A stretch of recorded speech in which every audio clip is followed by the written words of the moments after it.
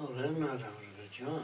We list everything that needs to be done, like we don't know really about high blood pressure, heart disease, cancer. There's no real cure.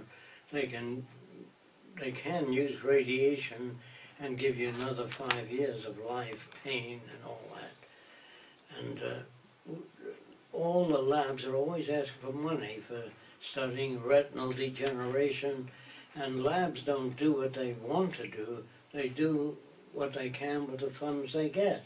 Do you understand? So we're saying every lab, if we control the Earth's resources, would be provided with whatever they need.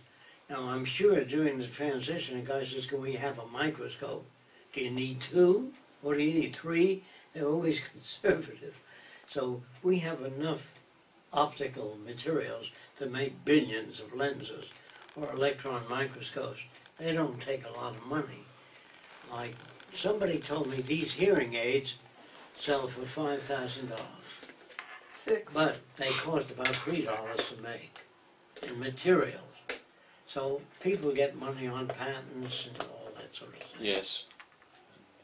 I don't think it's fair for people.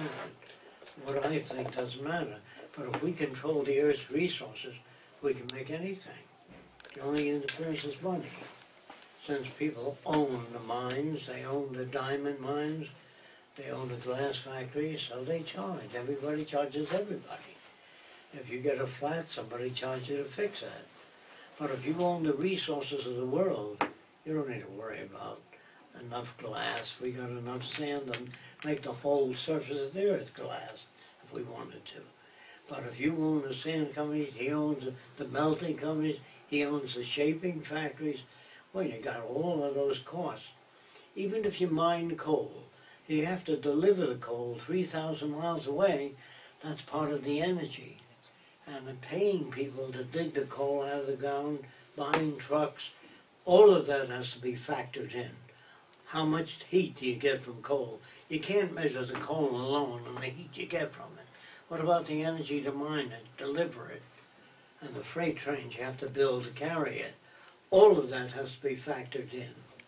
So all I'm saying is if we go to a resource-based economy, the public owns all of that. And so we just use it as we need it. Now, the person says, does the public participate? Only if they can. I said, can you make mining equipment so that men don't have to go down into the ground? No. Well, who's going to do the dirty work? Well, I think the only way to get people to do the dirty work during the transition is to say you work 3 hours a day, only 3 days a week, you get a month vacation. By varying those things, you get people to do the dirty work during the transition. Once we get going, we don't need people to do that because we put mining engineers on machines to do the mining. And so you don't have to worry about cave-ins and gas leaks and explosions. I don't want people down under the ground anyway. You know what I mean? But transitionally, somebody has to do the dirty work. So you vary the incentives. If you work in a coal mine, maybe 2 hours a day. You know what I mean? But lots of structural reinforcement also. But a mining company doesn't want to put in oxygen tanks and emergency vehicles to get out that can stand cave-in pressures. You know, where's the profit in coal if you do that? If you give all the people in your factory health care and service their automobiles and take care of a place for their children, he says, where the hell's the profit? Who's going to invest in my company? You know, the profit margin has to go up for people who invest. And people don't invest because they're Christians. They invest for profit, returns on investment. Otherwise they wouldn't invest. If I'm wrong, let me know where I'm wrong. I don't see people working for the goodness of their heart, except Doctors Without Borders. You know what that is? There are people that do that. I respect them. I deeply admire them. But they're you can only count them There are not millions that Well, do there are that. millions that volunteer for different things. Oh, different different charities. things, They really yes. are. Yes. And they say, what incentive will people have if you take away the money system? Well, why did Martin Luther King march into the South? He believed in what he was doing. Nobody put 40,000 in his bank account. And the same with Gandhi. He worked for nothing. So did Jesus. So did Lindbergh's father. He said there should be a national bank owned by the people, meaning if you had a community of 10,000 people and they all chipped in $25 and built a community bank, and the bank lend money to everybody at interest, the same as other banks, but the profit would go to the whole community. That's much better than a private bank. The biggest buildings in town are owned by the banks. That means you pay for those buildings by putting your money in those banks. Do you understand what I mean? So if everybody in the community, say 10,000 people, chipped in $10 apiece, they can have community farms, community restaurants, and all the profits goes to everybody in the community. I like that better than what we've got. Could you talk a little bit about those little hubs of people working, like, what would you call, like, things like Transition Town? And I mean, do you see this as a slow progression towards... It'll be as fast as people make contact and tell other people about it. Okay. Like I said, if you got 2 million people talking about the Venus Project, others, it spread fast. If they do nothing, it'll take longer and more human suffering. I have no control of that. Depends on what people do. And if they got a better idea for the city, let's hear about it. Jacques, I don't know if you heard that, or Jason was asking about, do you think that there are stepping stones to the Venus Project? Like, you'd have to describe what Transition Towns is about, like Transition Towns or people in different towns making gardens, or... If you do that, you're going to have people wanting to get into those first towns. And what are you going to do? You can get in, only if they're technical can increase agricultural yield.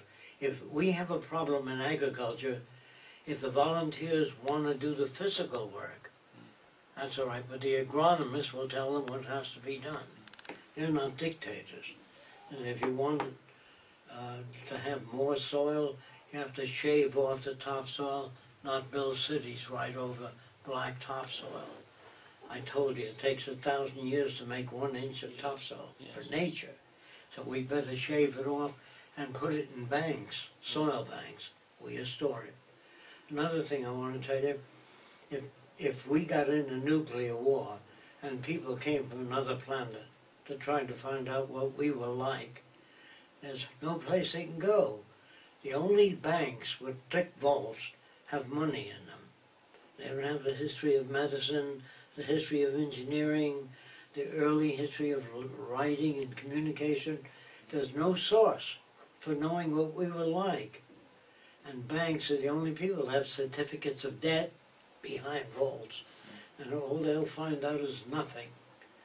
And you have to tell that to people. You have to tell them the greatest things we have is people that can restore the soil or build air. I don't know if you know about it. Did I talk about a guy named Cottrell? 75 years ago he made electrostatic air filters. No. It's laminated sheets of metal. They're separated by just a few inches. And the smoke coming out of factories become electrically charged to the first place. The second place has the same charge as the dust particles or smoke, and they adhere to that. So no smoke comes out of industrial smokestack, just warm air, which we use for drying machines. But they don't even know about Cottrell. So I've never seen a factory with just warm air coming out. You see this dirty smoke coming out, they don't have to put that in. And industry says to government, get off our backs, we'll take care of the problems. The government, meaning people say, we want your smokestacks to have Cottrell precipitators. It doesn't cost that much. It costs about $300 for each smokestack. Oh, well, if the public pays for it, I don't think that's fair. I think the factories ought to pay for it. They're the ones producing the smoke. So if people don't know about these different processes, they can't advocate anything except that our cities are getting dirty. We run our hands over our furniture and it's black. So what we recommended about 40 years ago is that we increase the air pressure in buildings. If it's 16 pounds to the square foot at sea level, we make it about 18 pounds so no dust gets in your house. You run your hand over, there's no black soot. Just a slight increase in air pressure. But all of those things are not known. So I say, what's the matter with the world today? Nothing's the matter. I like things the way they are. It means you either don't know that your lungs are slowly being damaged, that maybe in 10 or 20 years you're going to get lung cancer.